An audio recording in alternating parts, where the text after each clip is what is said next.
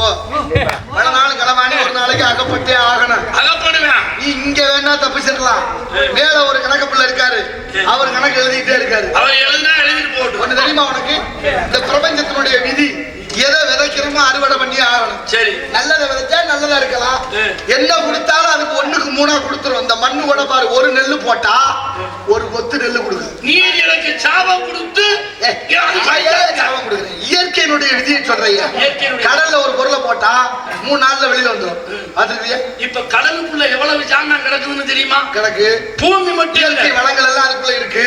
பூமி மட்டும் இங்க அழிஞ்சு போகல, ஆனா கடலுக்குள்ள அவ்வளவு குப்பை கிடக்குது. ஆமா இருக்குதா. அது மாதிரி நான் வந்து சாராய கடை வேண்டான்னு சொல்ல வரல.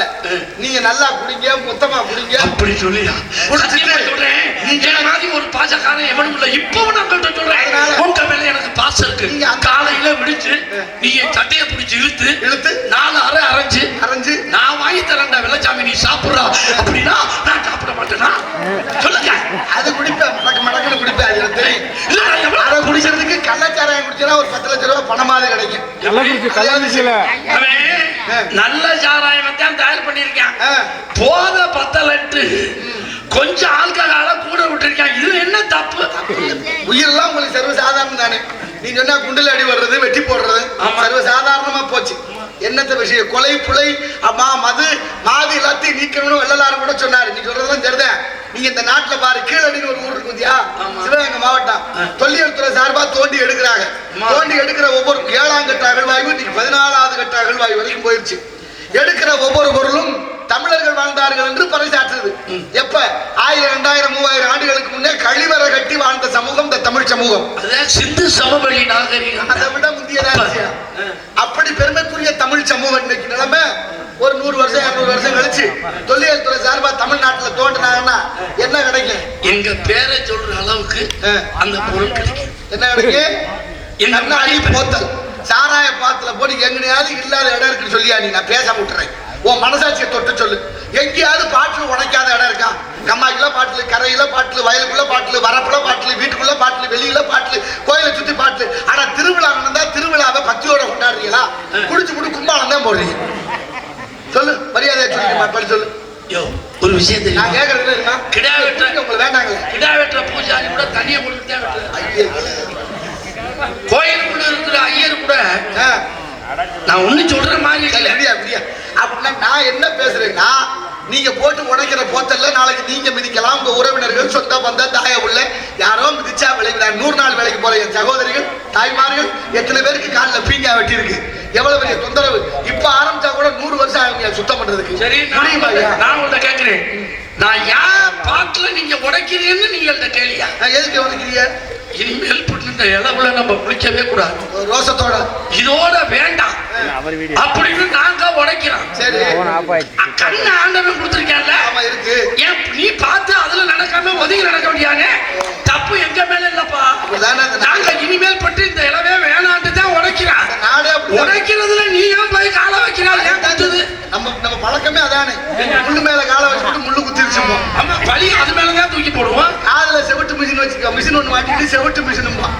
காது செவிடா, மிஷின் செவிடா. செவிட மிஷினை கூட இப்ப இயந்திரம் நல்லா இருக்கு. அது நல்லா தான் இருக்கு. காது கேட்காதவனுக்கு இயந்திரத்தை மாட்டி அது என்னடா காதுல கேட்டா செவிட்டு மிஷினுங்கிறேன். அப்ப என்ன அர்த்தம்? ஹெட்போன் வந்திருக்கு.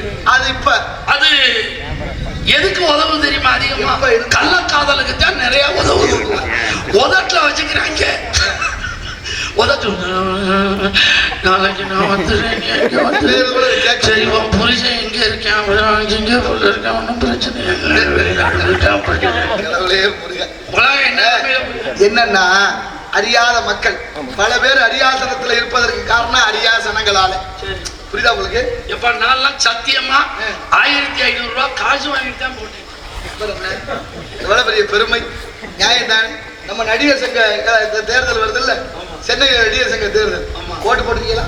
போட்டிருக்கேன். எவ்வளவு வாங்கினீங்க? இல்ல, நான் ரோஜக்காரன் வாங்குறதெல்லாம் அது போட்டுமியா. ஒரு காட்டுக்கே ராசா சிங்கம். அது என்ன பண்ணிருக்கு? சாப்பாடு வேட்டையாடி தானே சாப்பிட விலங்குகள் எல்லாம். பின்ன என்ன, யார்ட்டையும் காசு கொடுத்தா வாங்கி சாப்பிடுறோம். அப்படித்தான் அது வந்துருச்சு இப்ப. சரி, மனுஷன் எப்படி தொலைபேசியில சொன்னா வீட்டுக்கே சாப்பாடு வருதா? ஒரு நிறுவனம் வச்சு நடத்துறாங்களே. எங்கேயோ ஒருத்தர் கேட்கிறேன், இங்க நம்ம வேலைக்கு படிச்ச பட்டதாரி பூரா அதுல கிடந்து அழுகுது பிள்ளைங்க, பாவமா இருக்கு. ஆனால் அதுல சரியான வருமானம் இருக்கான்னு பார்த்தா அது அதை விட கொடுமை. அப்படி சிங்கம் என்ன பண்ணிச்சு, வேட்டையாடி சாப்பிடக்கூடாதுன்னு சிங்கத்துக்கு ஒரு எடுபடி ஒரு ஆள் வச்சிருந்துச்சு. இங்க வாரியா? ஆமா, எடுபடினா சொன்னதை செய்யறது. நில்லுனா நிக்கணும், ஓடுனா ஓடணும், ஒடியாருனா ஒடியாருன அப்படின்னு ஒரு எடுபடி ஒரு நரியை வச்சிருந்துச்சு. நரிக்கிட்ட சிங்கம் சொல்லுது, வயித்த பசிக்குது, போய் சாப்பாடுக்கு ஏற்பாடு பண்ணுச்சு. ஏன்னா தலைவர்ல. ஆமா ஆமா, காட்டுக்கே ராசா சிங்கம் இல்லையா? ஆமா ஆமா. உடனே நரி பதறி போய் காட்டுக்குள்ள ஓடுது. ஏதாவது ஏற்பாடு பண்ணி கொடுக்கணும்னா அவன் நம்ம தலையே போட்டுருவானே, என்ன செய்யறதுன்னு போய் பார்த்தா அலைஞ்சு தெரிஞ்சா கடைசியா ஒரு கழுதை சிக்கிக்கிருச்சு. கழுதைதான் சிக்கிச்சா? ஆமா, அந்த இங்க ஒரு 4 கழுதை நீங்க தெரியுமா? பக்கத்துல கவனிச்சியா இல்ல? காலையில பால் வாங்க, கழுதை பால் வேணுமா? கழுதை பால் சரி இருக்கா, வாங்கிக்கலாம். இப்ப என்னன்னா கழுதை சிக்கிக்கிருச்சு. கழுதைகிட்ட போய் நரி சொல்லணும், தலைவருக்கு பசிக்குதான் உன்னை கூட்டி வச்சுனார் சாப்பிடறதுன்னா கழுதை வருமா? எப்படி வரும்? ஓடி போயிரும்ல. இப்ப நரி தண்டனமா போய் கழுதைகிட்ட பேசுது, என்ன கழுதையாரே நல்லா இருக்கீங்களா? அவங்களாம் ஆமா நல்லா இருக்குது. என்னன்னு தெரியல, இன்னைக்கு பொழுது விடிஞ்சது உங்களுக்கு யோகம்னு. கழுதை கிட்ட ஆமா, இன்னைக்கு பொழுது விடிஞ்சது உங்களுக்கு தான் யோகம் அப்படின்னு நரி சொல்லுது. கழுதை கேக்குது, எனக்கு யோகமா? என்ன பார் யோகம் வரும்னு ஏன் படம் பிடிச்சி எல்லாரும் மாட்டி வச்சிருந்தாங்க. இப்ப என்னடான்னா எனக்கே யோகம்ங்கிறிய என்னையா விஷயம்னு கேட்டுச்சு. நரி சொன்னிச்சு, ஒண்ணு இல்ல, நம்ம தலைவர் இருக்காருல்ல சிங்கம், ஆமா, அவருக்கு ரொம்ப காலமா அவரே தலைவரா இருந்துட்டாராம். என்னத்தை இனிமே தலைவரா இருந்தா வேற யாரையாவது தலைவரா வைக்கலாம்னு ஒரு யோசனை வந்திருக்கு. நரி இல்ல. ஆமா, அப்படியா? சரி, அப்புறம் யார தலைவரா வைக்கலாம்னு ரொம்ப நேரம் யோசிச்சிருக்கிறாரு. உங்க வேற யாபத்துக்கு வந்துருச்சு. அதனால உங்களுக்கு தலைவர் உதவி கொடுக்கணும்னு என்னை கூட்டிட்டு வர சொன்னாரு. வந்து அதுதான் வந்தேன்னுச்சு. அதாவது நரி ராவி விட்டுருக்கு, சுத்தத்தை போட்டு சொல்லுது, வேலை ஆள் இல்ல. ஆமா, இப்ப கழுதை நம்பிருச்சு. எதுக்கு? தலைவர் பதவியில. அதனால கிட்ட வந்துச்சு. சிங்கம் பசியோட இருந்துச்சு.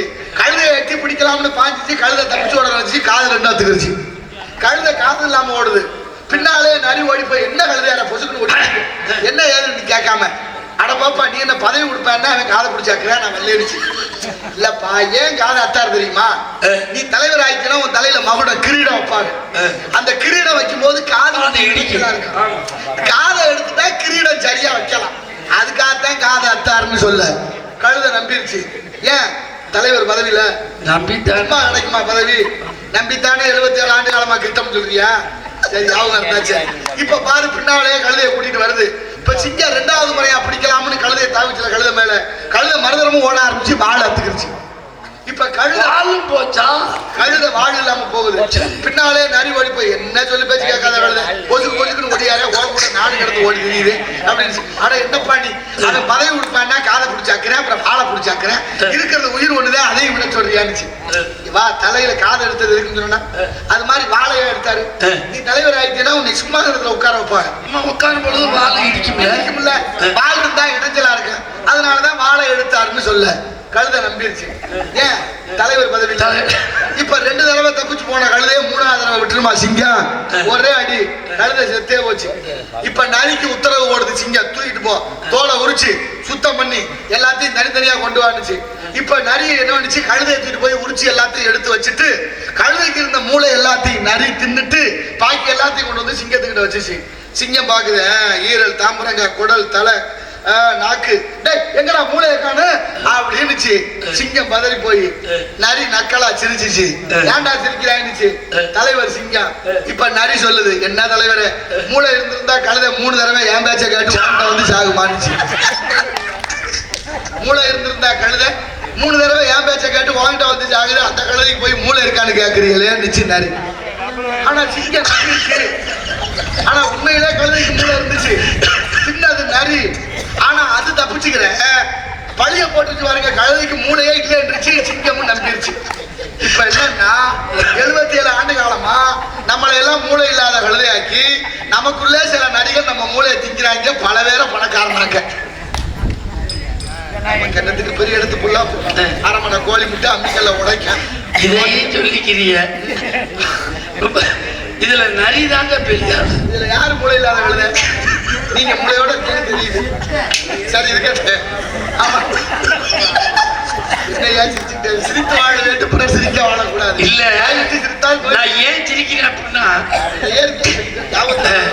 இத வந்து ரொம்ப வீட்டுல போய் படுத்துக்கிட்டு சிந்திச்சோம்னா, ஆகா இனிமேல் போட்டு நம்ம நாமினேஷன் கட்டணும். அது வேண்டாயா, ஒருத்தர் நீ நானும் பேசிக்கிட்டு இருக்கிற மாதிரி 2 பேர் பேசி நிக்கிறாங்க. பேசிக்கிட்டே நின்னவே திடீர்னு அடிச்சுட்டேன். அடி வாங்கினாலும் ஏன்டா பதறி போனார், ஏடா நல்லதாடா பேசிக்கிட்டு இருந்தா ஏன்டா திடீர்னு அடிக்கிறான்னு கேட்க. நீ என்னை திட்டினா அதுக்கு தான் உன்னை அடிச்சேன்னு. இது திட்டுனா? ஆமா, சும்மா தானே நிக்கிறேன், நான் எப்படா உன்னை திட்டினேங்கிறாரு அவரு. இப்ப திட்டல, 6 மாதத்துக்கு முன்னால நீ என்னை திட்டினான்னு. 6 மாதத்துக்கு முன்னால திட்டினதுக்கு இப்ப வந்து அடிக்கிறியா, அப்படி என்னடா சொல்லி திட்டினேன்னு அவர் கேட்கிறாரு. நீ தான் 6 மாதத்துக்கு முன்னால என்னை தேவாங்கன்னு சொன்னீல்ல, அதுக்கு தான் இப்ப அடிக்கிறேன்னு. ஏன்டா தேவாங்கன்னு சொல்லி 6 மாதம் ஆச்சு, 6 மாதம் வரைக்கும் விட்டுவிட்டு இப்ப வந்து அடிக்கிறியா, இது வரைக்கும் என்னடா அவன் அடி கேட்கிறாரு. அவன் சொன்னா, நான் நேற்று தான் தேவாங்க நேர்ல பார்த்தேன்னு. சத்தியமா சொல்றேன், தேவாங்க நேர்ல பார்த்தோன்னே உனக்கு புத்தி வந்துருச்சு இல்ல.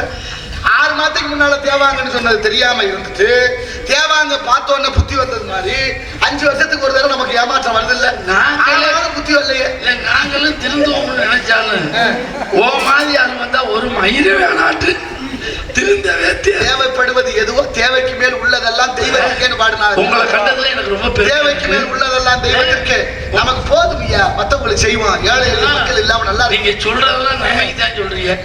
ஆனா உன் பேச்ச கேட்டு நான் என்ன பாடுபட்டிருக்கேன்னு தெரியுமா? என்னது, என்னாச்சு? நான் என்ன சொன்னேன்? போன மாசம் சிவகங்கை மாவட்டத்துல ஒரு ஊரை சந்திச்சோம். அப்ப நீங்க சொல்றீங்க கோலம் போடுறது வந்து அரிசி மாவுல கோலம் போட சொல்லுவேன். அரிசி மாவுல நீங்க உங்க வீட்டுல போட்டியாங்க. உன் பேச்ச கேட்டு நான் பட்டிருக்கிற அவஸ்தை. என்ன ஆச்சு? நான் என் முன்னாடி சொன்னேன், கவிராஜன் ஒருத்தர் சந்திச்ச மாபெரும் அறிவாளி. அவர் சொன்னாரு, கல்லு மாவுல கோலம் போட்டா பாவம், எறும்பு எடுத்து கழிச்சுச்சுன்னா சாபம் போட்டுட்டு போயிடும் எறும்பு. இந்த மாதிரி பச்சரிசி மாவுல கோலம் போடுறீ, எறும்பு சாப்பிட்டா வம்சம் நல்லா இருக்கும். வம்சம் நல்லா இருக்கும்.